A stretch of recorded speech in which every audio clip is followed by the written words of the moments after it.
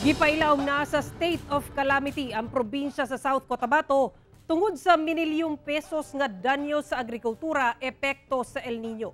Samtang mga apektadong mag-uuma sa usa ka barangay sa El Salvador City sa Misamis Oriental, gihatagan na og hinabang.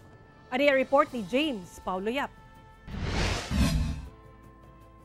Tungod sa natala nga danyo sa agrikultura sa probinsya sa South Cotabato dala sa kainit sa panahon, nagdeklara na og state of calamity ang sangguniang panlalawigan. Kinihuman miabot na sa kapin 200 million pesos ang natala nga danyos sa mga tanom nga sagad mais, palay ug lubi ug apektado sab ang livestock. Kahinumduman, una nang nagdeklara og state of calamity ang lungsod sa Banga, Surala, Tibuli ug kay misamot ang epekto sa El Nino. Apektado na sab ang ubang panglungsod.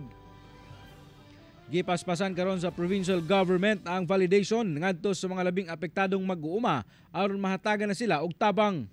Samtang pipila ka mga mag-uuma sa barangay Amoros, El Salvador City sa Misamis Oriental nga apektado sa El Nino ang gitunulan og hinabang sa barangay.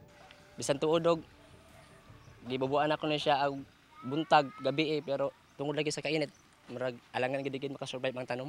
Sumala sa barangay, kapin usa ka gatos ka mag-uuma ang naapektuhan ug gibana-bana ang moabot sa kapin 1 million pesos ang danyos.